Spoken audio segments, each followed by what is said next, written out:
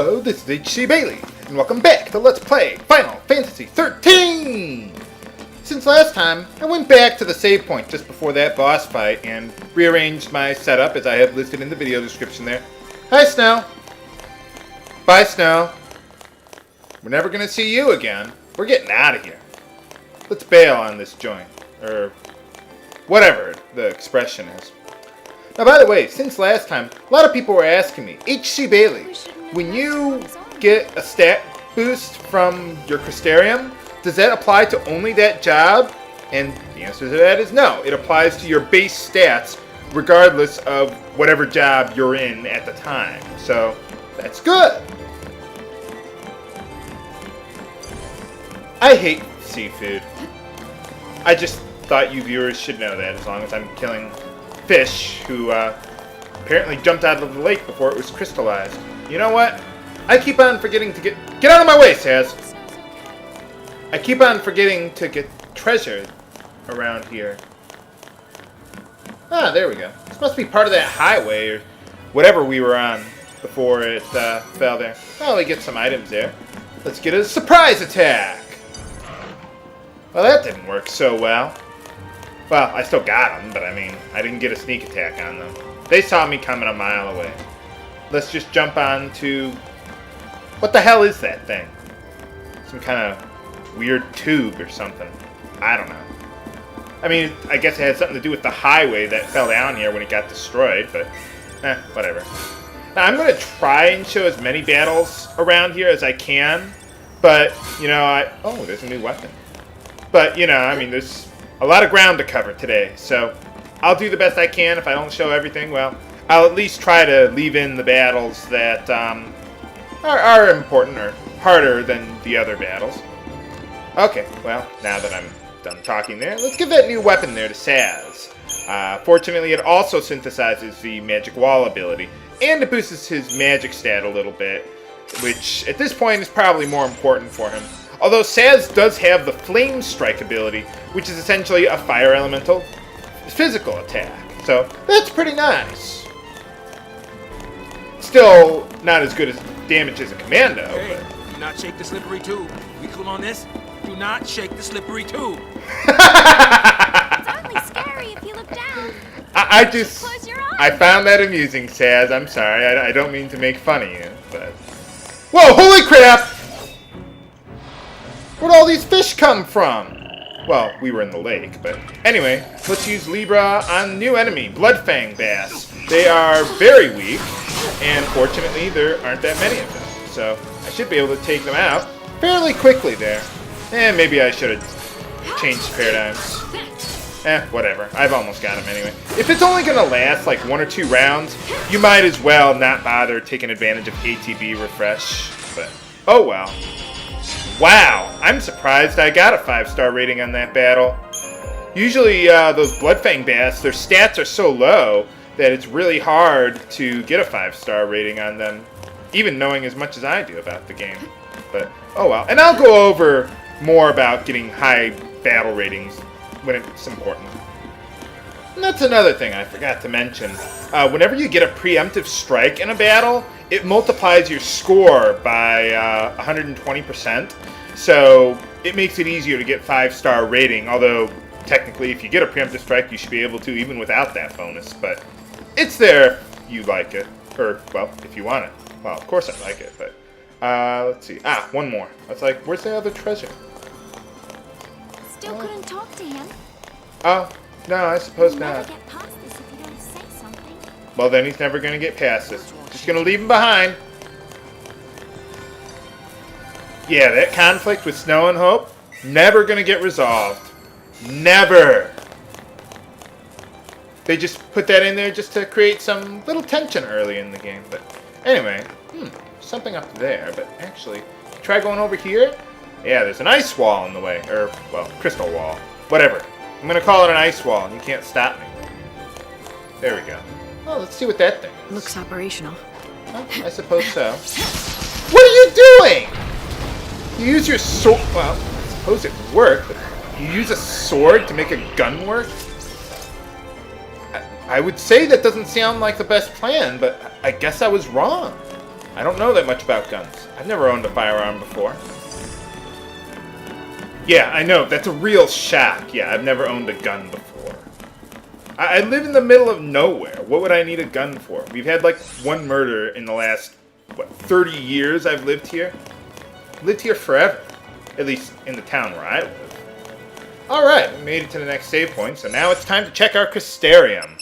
Let's see, as far as abilities to learn, well, as far as crystals to unlock, usually I go for crystals, or ability crystals first. I don't really worry too much about stats, so I've already learned all the abilities on Ravager, and even though I haven't finished everything off, I'm just going to move on to Commando anyway to learn the other new abilities there. So let's get that one.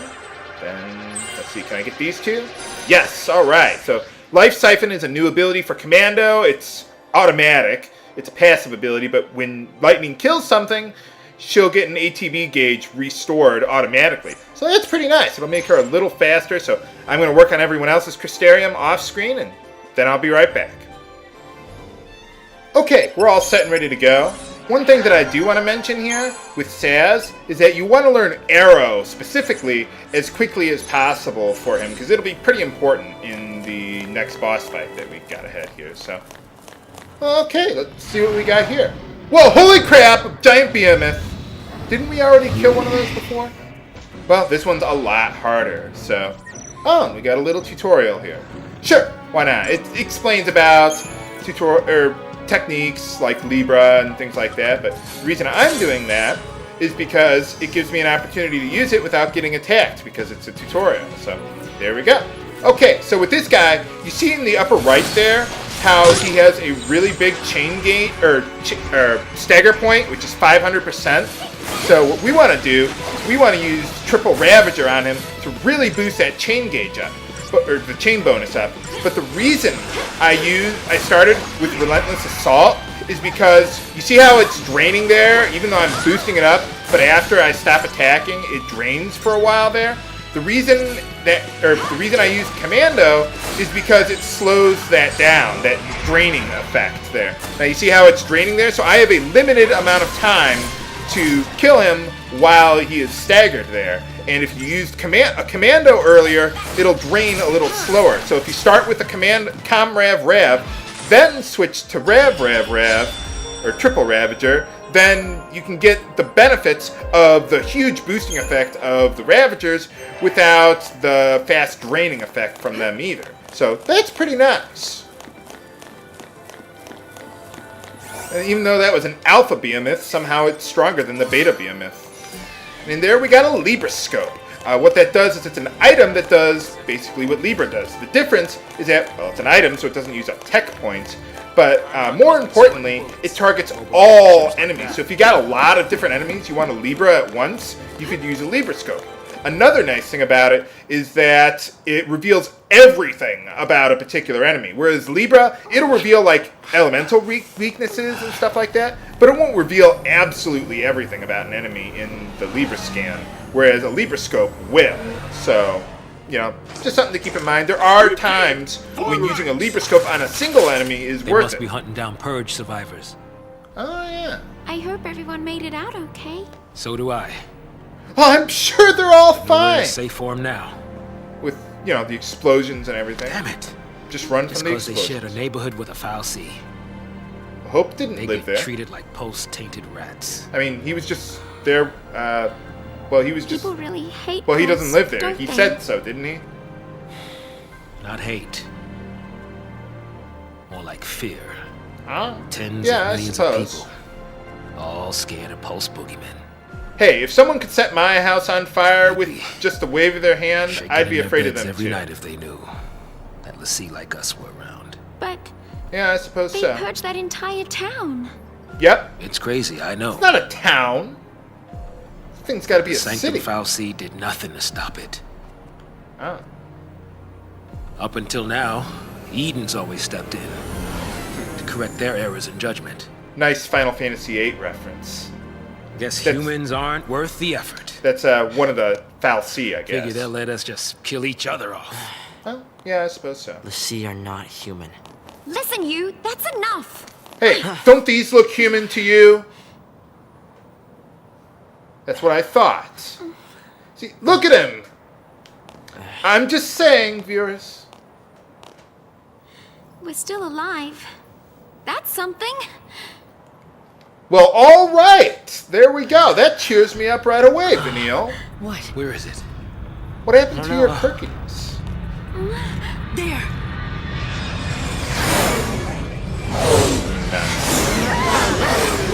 If only we had marriage just like that. They're sealing off the area.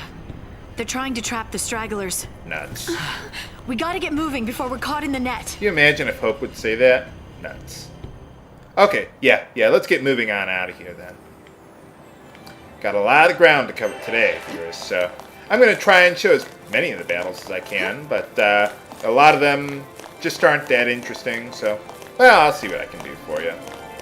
But anyway, yeah, we got some soldiers here, but they're pretty vanilla, so don't worry about them. Alright, those guys were just PSICOM trackers, nothing too special about them. As a matter of fact, when I cast Libra on them, it said they were unremarkable. Literally. And by the way, when you Libra an enemy, sometimes there's notes there that tell you a little more about how they'll attack you and things like that. So, helpful hints. Those guys look like they escaped from Dimension X. But anyway, I'll show those guys later, but I'm probably a little tight on time for this episode, so I want to get to the next save point if I can. I'll show them later. We will run into them eventually. But, yeah, basically, those guys specifically would coordinate attacks on one person. So you got to be careful against them. Now, these guys, I already met up with the trackers, but in the back there's another new enemy, a PSICOM Ranger. So, the thing with those guys is that they can cast Protect or Shell on their comrades there. So you want to take the Ranger out and then go after the tracker there.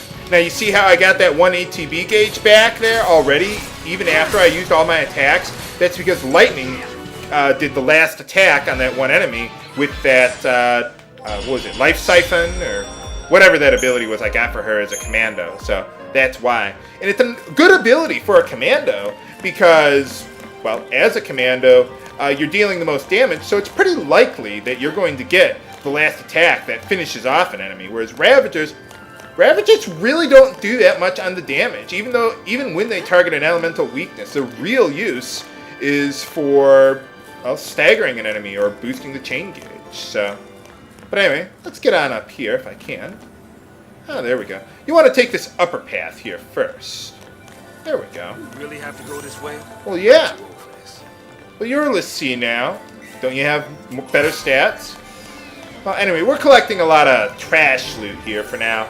But we'll, what is it? I'll explain how that works soon enough. I think that was some money there. Whatever it was. Don't worry about it, viewers. Let's head on over to the right here first to grab some treasure. There we go. Alright. Oh, that's actually pretty good. I'll explain why, but we probably won't learn that until the next chapter, so. You know what? I got enough time here. Okay, the enemy on the right there is a watch drone. That's one of those guys that I mentioned earlier, so let's take him out pretty quickly. There we go.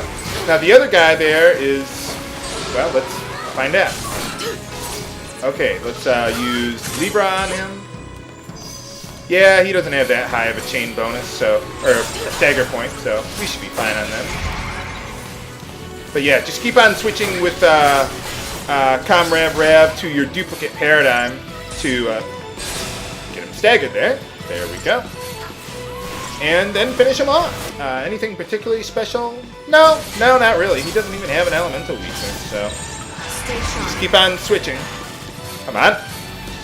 Now this one in particular is not that hard. Other versions of him that you will meet up with later in the game are much harder. Haha! There we go. Come on, just one more round. If you only got like one more round to go to kill an enemy, I usually don't like just switching paradigms just for the sake of it. But will we ever find a way out of Lake Bresha? Find out next time on Let's Play Final Fantasy XIII! This is HC Bailey, signing off. Have a good day.